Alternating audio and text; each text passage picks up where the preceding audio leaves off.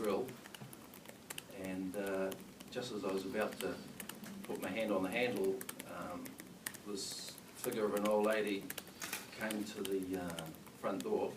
She was dressed in a nightie, and I was just gobsmacked. There's somebody in there, and she was fumbling for the door handle, and I was yelling at her, pointing, open the door, open the door. She was fumbling, but obviously couldn't open it, and then I saw her take a couple of steps back, and she just disappeared, just fell out of view. And then I heard a large thump, and I realised that she was on the ground. So I looked around again, and there's still nobody there, and I'm thinking, geez, I'm the only one here. So I started kicking I called in for some assistance, an ambulance. I started kicking the grill door, but there was no way that was breaking. So there were 3 windows to the right of the ranch slider, and I was picking that the middle one was the one with the handle, so I started kicking that. It eventually smashed. As soon as I smashed it, there was just black smoke that started billowing out. Kicked it some more so that I could get the handles open. Managed to open the window, but it had the security stays on it, so I thought, oh no, now what? So I think that's probably when the adrenaline kicked in, and I just wrenched that window and managed to pull it right off its hinges. Pulled my little LED torch out, took a breath, went inside through that gap. I took about a couple of steps in there, and I realised that my torch, for some reason, wasn't working. Unbeknown to me, according to the fireman, the smoke, those torchlight just won't penetrate through that smoke, but I just didn't realise that at the time, and I thought that it was a great time for my batteries to go haywire. So I popped back outside through that gap. My torch was going again, I just couldn't work that out. Took another deep breath, went back in, took a couple more steps. The smoke started getting into my eyes, and I just couldn't do it, and so I went back outside. My torch started working again, I still couldn't work it out. I'm not too sure if I went in the 3rd time and came out again, but I do remember taking, I was standing there thinking, I can't do it, I can't do it, it's just, I've never been in a situation like that, the acid smoke, I was just coughing, and I was thinking, how do these people do it? How do you do it? Because I just can't do that. And then I thought, I realised that I was still the only one there. There was a woman on the other side of the fence asking me, am I okay? But there was still nobody there, and I thought, I've got to go back in. So I took my jacket off, took a deep breath, went back in through the gap, went into my hands and knees and just started feeling around. Probably went in about maybe 10 to a dozen feet, and then my hands rested on her stomach, and I felt down, grabbed her heels, and just pulled her towards where I thought the window was. Managed to get to the window. I jumped out, pulled her ankles up to the window, and then I realised that there was no way that I could drag her out of that. And at that time, my partner, Shane McCarthy, he was in another car. He turned up, and he came running up, and he started kicking the bottom window. So we both kicked that,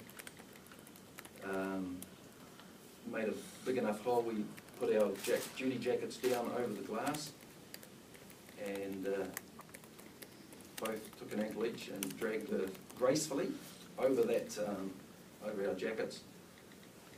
And then we sat her up, and once the cold air sort of hit her, she became sort of talkative, and I asked her if there was anybody else in the house. She said there wasn't. I asked if there was any animals in the house.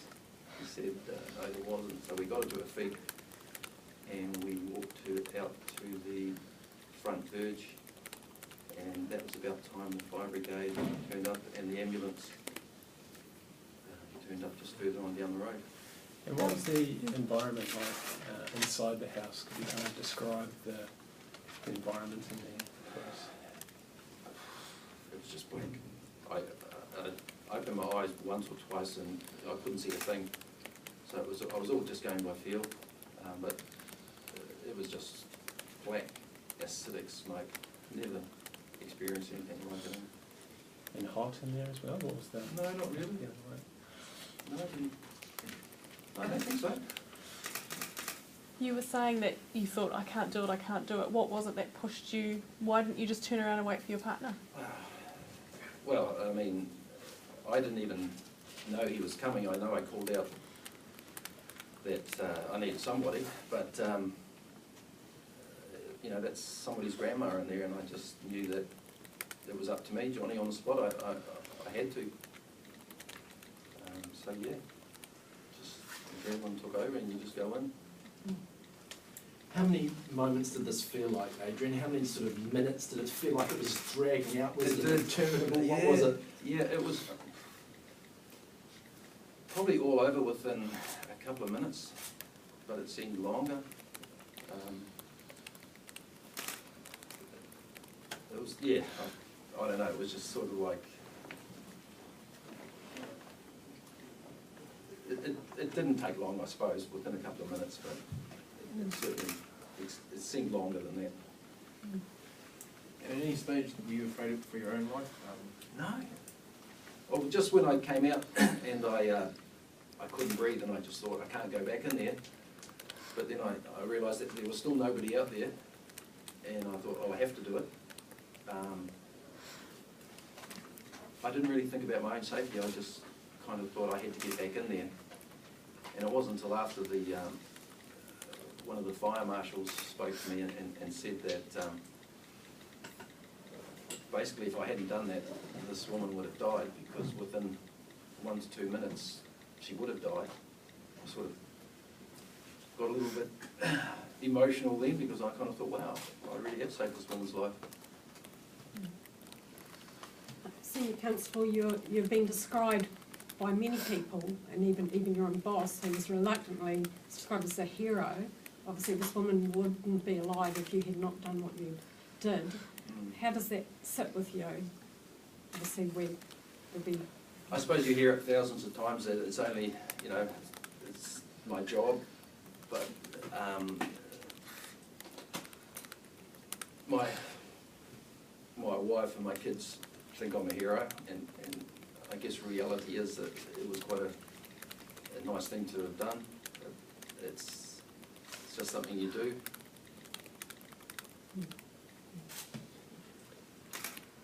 It must have been a pretty emotional moment when you spoke to your wife, because quite frankly she'd be thinking you might not have come home. Yeah, she wasn't aware of what was going on until I sort of gave her a ring and said, oh, I might be a bit late for dinner, darling.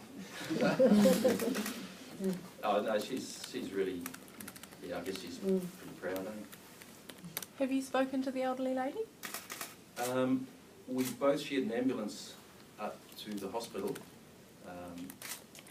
and I spoke to her in one of the cubicles, and she was quite lively.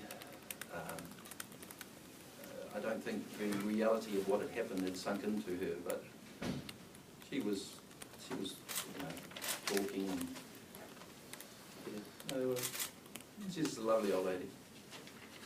You talk about the reality of what happened. When did that actually sink in? How did you feel when it was all over and you were back in safety at home? Oh, just another day at the office.